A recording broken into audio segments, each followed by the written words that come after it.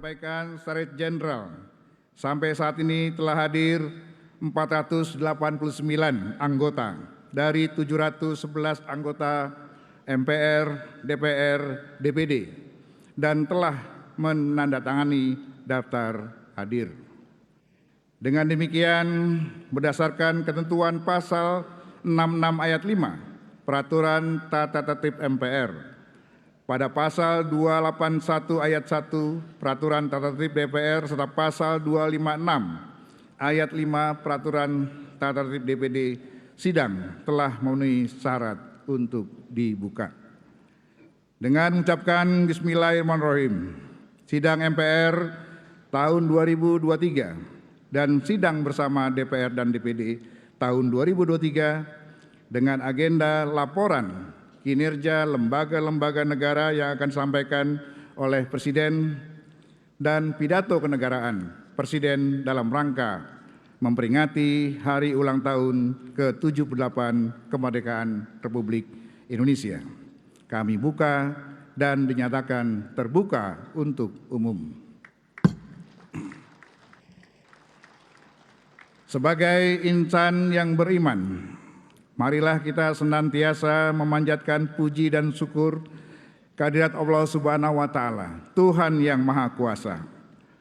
Karena atas limpahan rahmat dan karunia-Nya, kita semua diberikan kekuatan dan kesehatan untuk menjalankan tugas konstitusional kita masing-masing, serta melaksanakan pengabdian kepada masyarakat, bangsa, dan negara.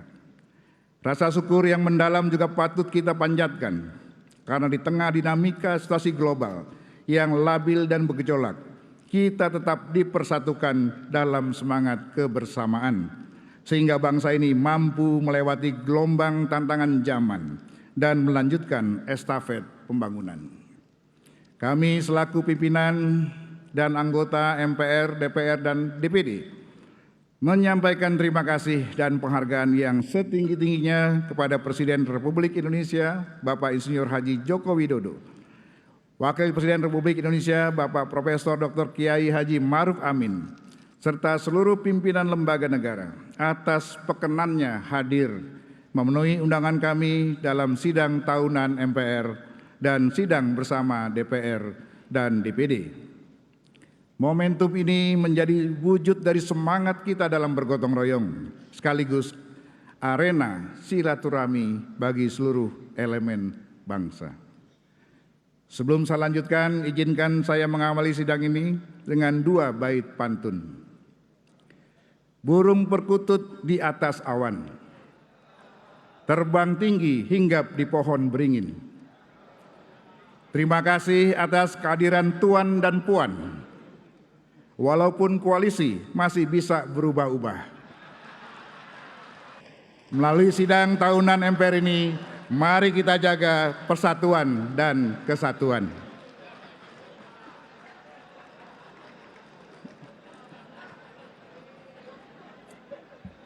Bunga dadap di atas para, anak dusun pasang pelita.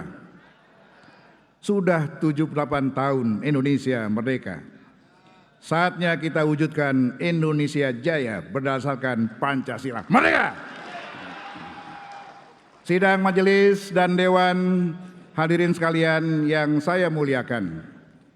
Kehadiran kita dalam forum sidang paripurna ini berangkat dari sebuah komitmen kolektif kebangsaan untuk memastikan bahwa perjalanan bangsa ini tetap tegak lurus dan bermuara pada terwujudnya cita-cita nasional yang telah digariskan oleh para pendiri bangsa, yaitu menjadi negara yang merdeka, bersatu, berdaulat, adil, dan makmur. Kita patut menghaturkan penghormatan yang setinggi-tingginya kepada seluruh pendiri bangsa serta para pahlawan dan pendahulu bangsa yang dengan gigih memperjuangkan cita-cita bersama untuk mencapai kemerdekaan Indonesia seutuhnya, serta dengan sungguh-sungguh mempertahankan dan melaksanakan pembangunan di atas bumi Indonesia yang merdeka dengan membangun jiwanya, membangun badannya untuk menggapai Indonesia Raya. Melalui mimbar sidang paripurna ini, kami atas nama pimpinan dan anggota MPR, DPR, dan DPD Republik Indonesia mengucapkan Dirgahayu 78 tahun Republik Indonesia. Merdeka! Merdeka! Merdeka! Kemerdekaan yang kita raih sejak 78 tahun yang lalu tidaklah terlahir dari ruang hampa, bukan pula didapatkan secara instan ataupun hasil pemberian, melainkan buah dari perjuangan dan pengorbanan yang didorong oleh keinginan luhur agar kehidupan kebangsaan yang bebas yang dirahmati oleh Allah Subhanahu wa Ta'ala kita capai. Kerja keras dan perjuangan para pendiri bangsa sejak dulu dan dilanjutkan hingga saat ini menjadi modal bangsa kita dalam melangkah menuju Indonesia Emas 2045. Indonesia Emas yang kita cita-citakan adalah Indonesia yang rakyatnya sejahtera, yang ditandai dengan nihilnya angka kemiskinan.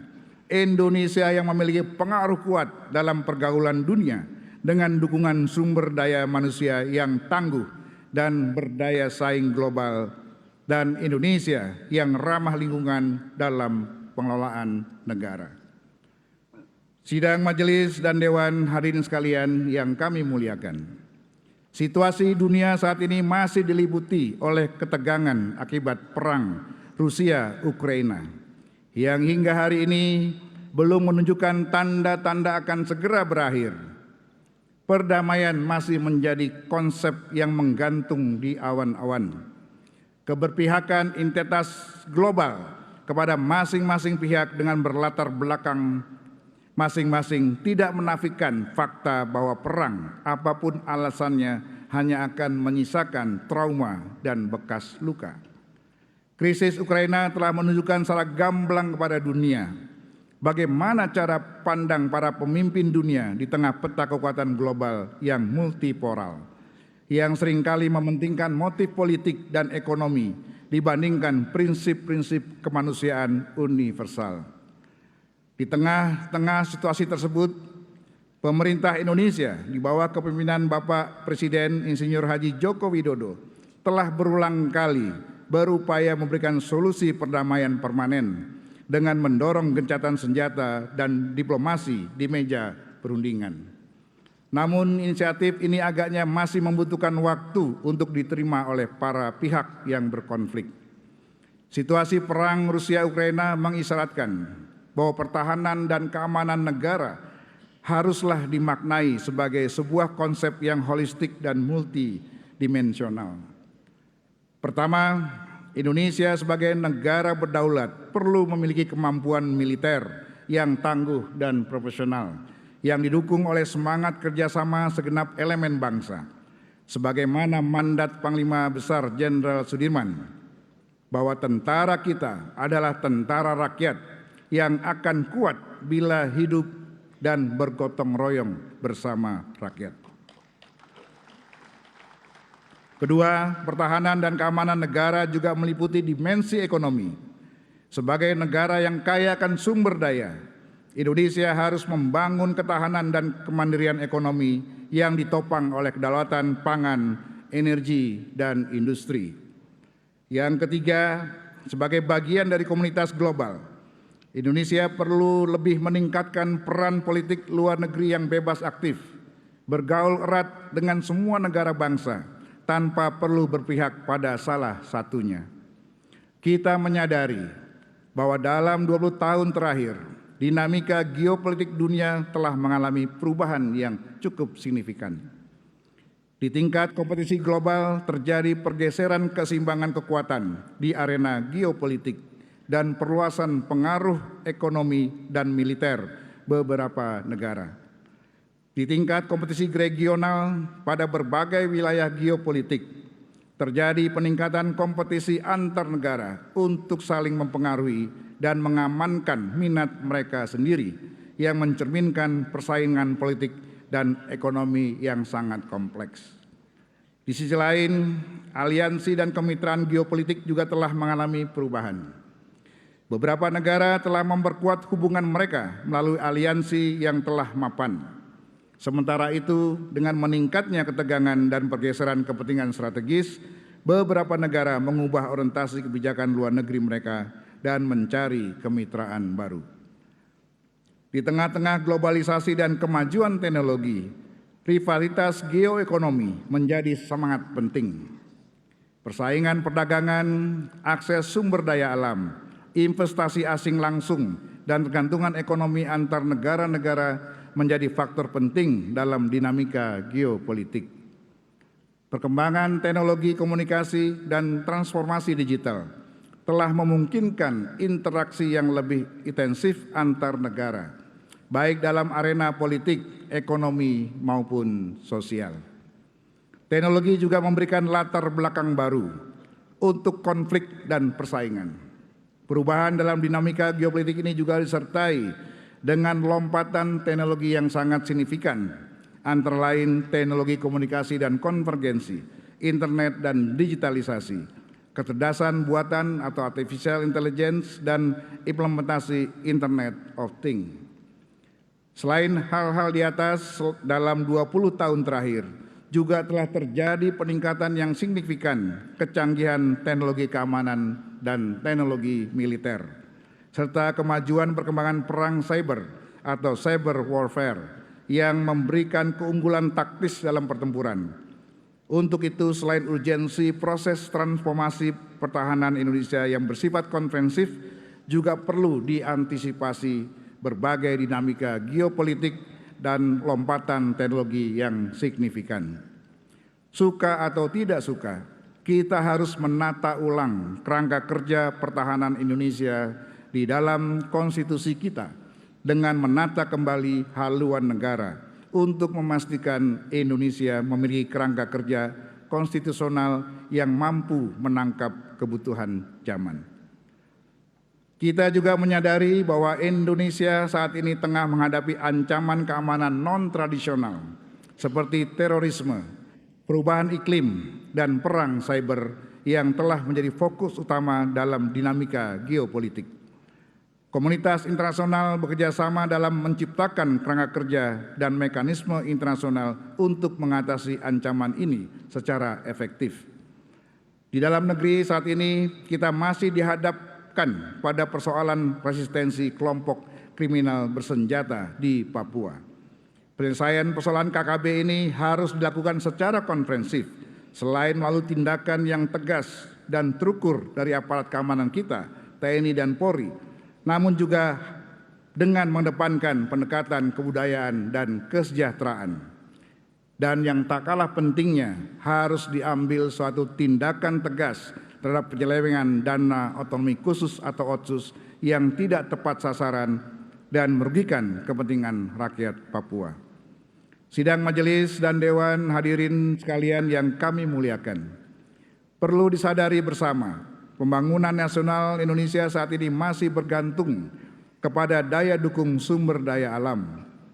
Di awal kemerdekaan hingga tahun 90-an, sumber daya alam kita berupa minyak mentah, gas alam, dan batu bara serta hasil alam lainnya menjadi penopang utama daripada sumber devisa yang berkonsekuensi pada stabilitas moneter. Namun kekayaan alam yang luar biasa besar tersebut tak berdaya di tengah situasi global yang berubah dan melahirkan badai ekonomi besar di kawasan. Kami menyadari bahwa tidak dapat kita bergantung pada sumber daya alam mentah. Pemerintah telah bekerja keras dan meyakinkan seluruh stakeholder agar berpartisipasi aktif dalam proses hilirisasi dengan berinvestasi langsung di Indonesia untuk membangun dan mengembangkan kapasitas industri domestik sebagai penyerap sumber-sumber mineral. Sumber daya alam mentah yang ada harus dikelola sendiri oleh kita di dalam negeri, sehingga menghasilkan produk yang memiliki nilai jual lebih tinggi dan menguntungkan bagi pertumbuhan ekonomi dalam negeri. Hilirisasi industri adalah ikhtiar atau usaha untuk mewujudkan perekonomian nasional yang efisien dan berkeadilan, sebagaimana diamanatkan Pasal 33 Undang-Undang Dasar Negara Republik Indonesia tahun 1945. Diperlukan perubahan mindset pembangunan yang melekat di masing-masing stakeholder, baik di kalangan pemerintah, pelaku bisnis maupun masyarakat, agar terjadi kolaborasi multi pihak untuk menata ulang pembangunan ekonomi yang dapat menghasilkan pertumbuhan yang berkualitas serta berkelanjutan. Hal itu dapat diwujudkan dengan mempromosikan model ekonomi yang berbasis sirkularitas atau mengupayakan efisiensi sumber daya, serta upaya pemanfaatan kembali residu yang dihasilkan dari industri untuk diolah kembali dan memberikan nilai tambah yang lebih besar serta berulang. Paradigma sirkularitas tentunya hanya dapat berjalan dengan kualitas industri nasional sudah mampu secara seksama melakukan pemrosesan material sumber daya dari hulu ke hilir, sebagaimana yang digagas pemerintahan Presiden Joko Widodo tentang hilirisasi mineral, emas, bauksit, nikel, tembaga, dan biji besi. Mineral tersebut didorong untuk proses hilirisasi yang dibarengi dengan upaya pelarangan ekspor mineral mentah. Kebijakan ini menunjukkan konsistensi pemerintah terhadap berbagai upaya untuk meningkatkan kualitas industri nasional kita. Indonesia adalah negara besar yang harus terus melangkah ke depan dan meningkatkan kemajuan dan kesejahteraan. Kita tidak boleh menjadi negara gagal dan mengalami kebangkrutan sebagaimana dialami beberapa negara yang saat ini menjadi pasien IMF. Indonesia juga tidak boleh terancam mengalami krisis perekonomian, khususnya krisis keuangan yang dikategorikan sebagai kahar fiskal.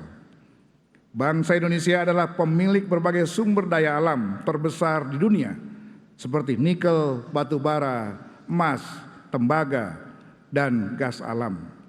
Namun demikian masih ada warga negara yang belum sepenuhnya menikmati kekayaan alam tersebut. Kita berterima kasih kepada pemerintah yang telah bekerja keras mengurangi angka kemiskinan. Upaya ini perlu terus-menerus ditingkatkan dengan memastikan penguasaan negara atas kekayaan alam dan mendorong pembangunan di daerah demi sebesar-besarnya kemakmuran rakyat.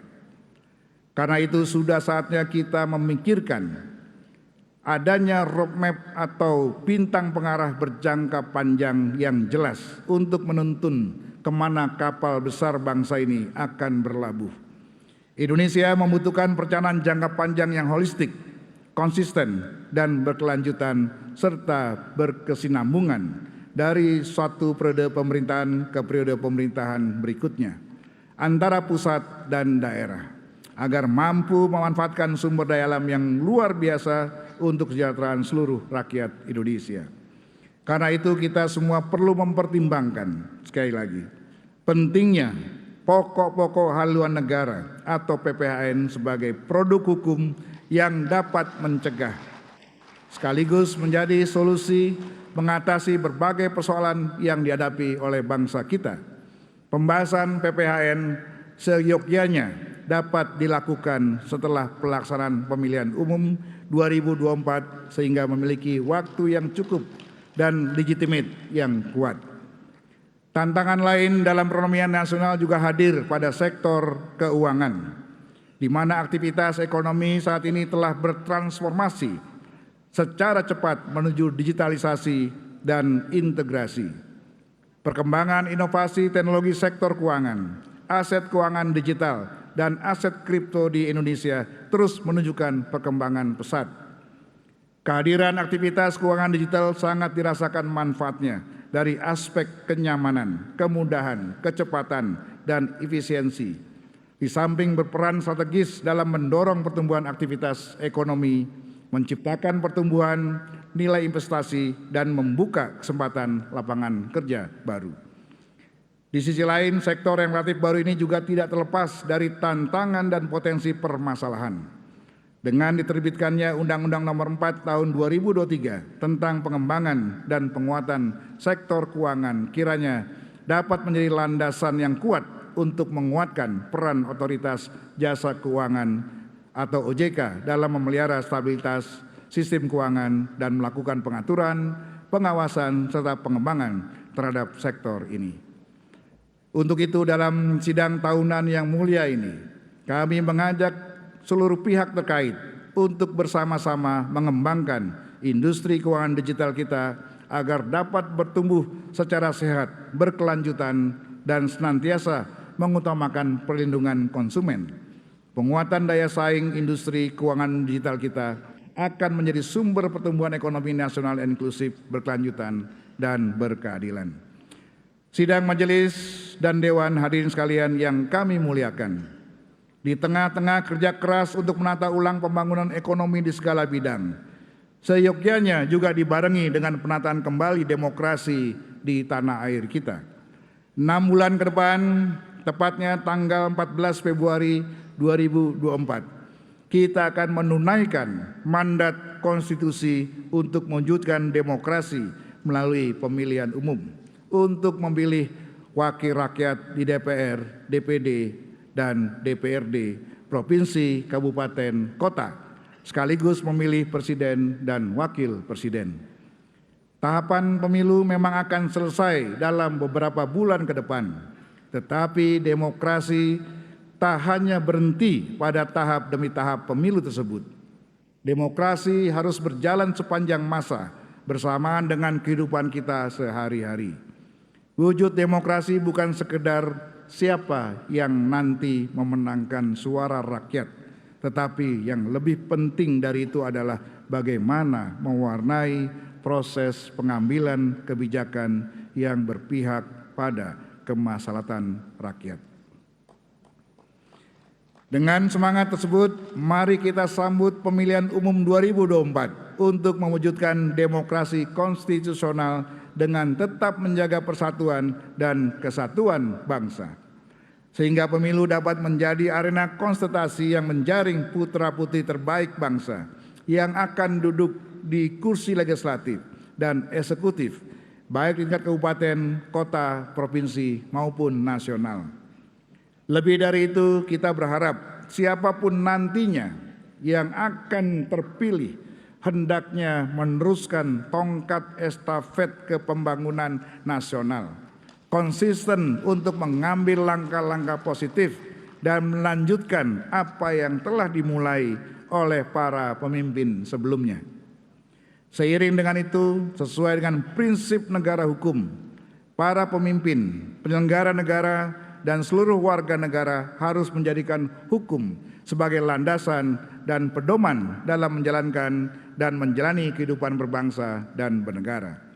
Hukum dibentuk dan dilaksanakan untuk mewujudkan keadilan, kepastian, dan kemanfaatan bagi seluruh warga negara. Karena itu, sudah selayaknya seluruh pemimpin partai politik dan juga para pemimpin dan tokoh bangsa untuk ikut mengambil tanggung jawab dalam mempersiapkan keberlanjutan kepemimpinan nasional dengan mendasarkan prinsip negara demokrasi berdasarkan hukum. Siapapun yang nantinya terpilih menjadi presiden dan wakil presiden, wajib kita dukung bersama-sama untuk menjalankan misi besar menuju Indonesia maju. Dari Aceh sampai Papua, sudah tentu berbeda sukunya. Para capres kita sudah tahu siapa, meski masih belum jelas siapa cawapresnya. Sidang majelis dan dewan hadirin sekalian yang kita muliakan, situasi dunia saat ini sedang bergeser semakin besarnya kontribusi bangsa-bangsa Asia dalam sistem ekonomi dan politik global.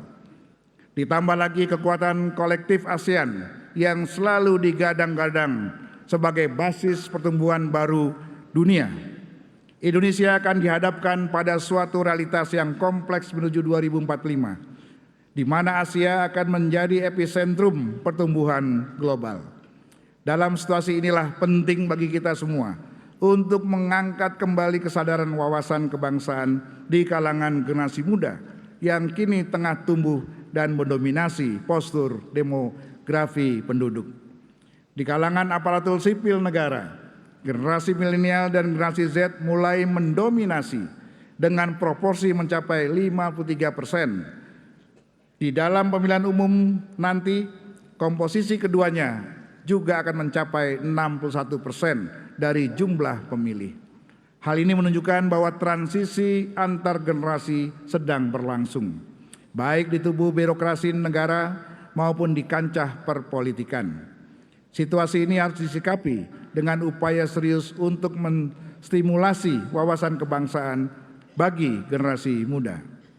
MPR Republik Indonesia berkomitmen menjadikan pilar-pilar kebangsaan yaitu Pancasila, Undang-Undang Dasar Negara Republik Indonesia tahun 1945, NKRI, serta Bhinneka Tunggal Ika untuk dapat terus dipahami, diresapi, dan diimplementasikan sebagai bekal bagi generasi muda untuk melanjutkan tongkat estafet kepemimpinan nasional di segala lini kehidupan.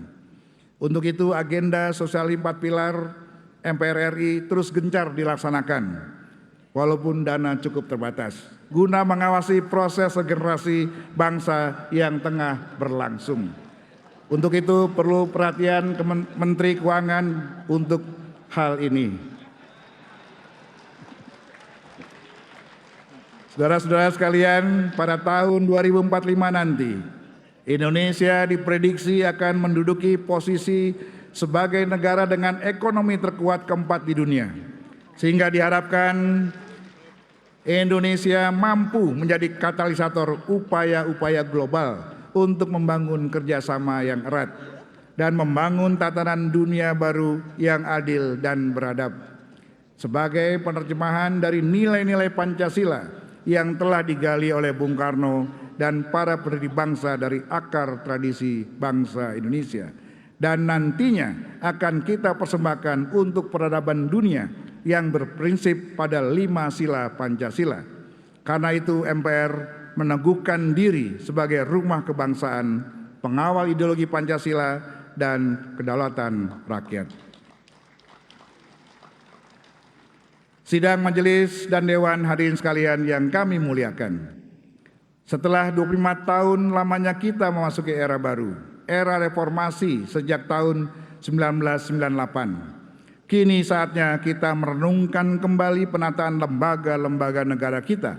Sebagaimana kita maklumi, reformasi telah melahirkan perubahan Undang-Undang Dasar yang sekian lama dianggap tabu untuk diubah.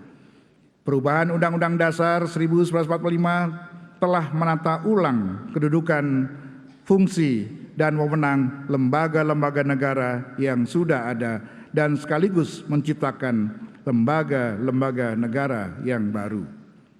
Penataan ulang itu terjadi pula pada Majelis Permusyawaratan Rakyat. Majelis yang semula merupakan lembaga tertinggi negara telah berubah kedudukannya menjadi lembaga tinggi negara. Majelis tidak lagi menjadi satu-satunya lembaga yang melaksanakan kedaulatan rakyat sebagaimana diatur oleh Undang-Undang Dasar 1945.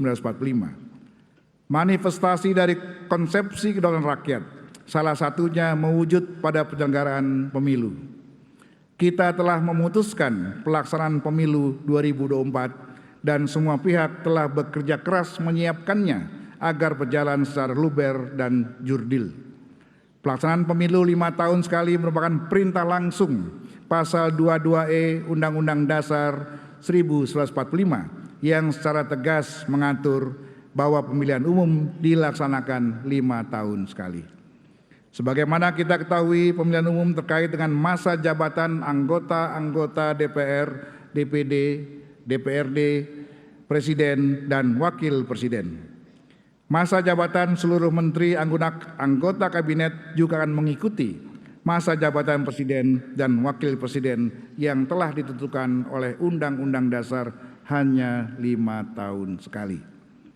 Yang menjadi persoalan adalah bagaimana sekiranya menjelang pemilihan umum terjadi sesuatu yang di luar dugaan kita bersama, seperti bencana alam yang dahsyat berskala besar, peperangan, pemberontakan, atau pandemi seperti COVID kemarin yang tidak segera dapat diatasi, atau keadaan darurat negara yang menyebabkan pelaksanaan pemilihan umum tidak dapat diselenggarakan sebagaimana mestinya tepat pada waktunya sesuai perintah konstitusi.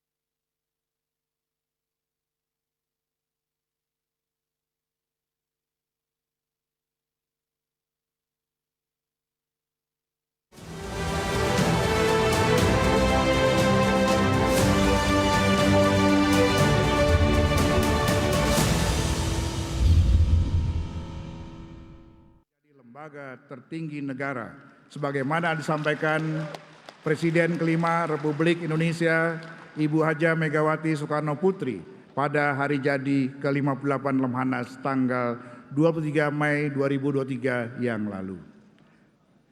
Sidang majelis dan dewan hadirin sekalian yang kami muliakan. Sebelum kita mendengarkan laporan kinerja lembaga-lembaga negara yang akan disampaikan oleh Presiden sekaligus juga pidato kenegaraan Presiden dalam rangka memperingati Hari Ulang Tahun ke-78 Republik Indonesia, perlu kami sampaikan bahwa sesuai dengan kesepakatan setelah tahun lalu sidang bersama DPR dan DPD dipimpin oleh Ketua DPR, maka pada sidang bersama DPR dan DPD tahun ini akan dipimpin oleh Ketua DPD. Selanjutnya, izinkan kami mengakhiri pidato pengantar sidang tahunan MPR 2023 ini dengan 2 bait pantun untuk menggugah kesadaran kolektif kita dalam berbangsa dan bernegara. Burung merpati berbeda warnanya, namun yang bertelur tetaplah betina. Pilihan koalisi bolehlah berbeda calonnya, tapi tujuan kita sama, menuju Indonesia Jaya.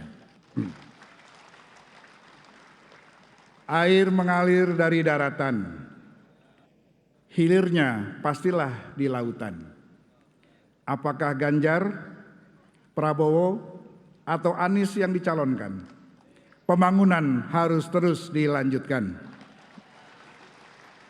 Demikianlah pidato pengantar sidang tahunan MPR Republik Indonesia tahun 2023. Semoga Allah Subhanahu wa Ta'ala, Tuhan yang Maha Kuasa, senantiasa melimpahkan rahmat dan hidayahnya kepada kita semua. Amin ya robbal alamin. Selanjutnya saya persilakan Ketua DPD Republik Indonesia Bapak Lanyala Mahfud Mataliti untuk memimpin sidang bersama DPR dan DPD. Sekian, wabillahi taufiq wal hidayah. Wassalamualaikum warahmatullahi wabarakatuh.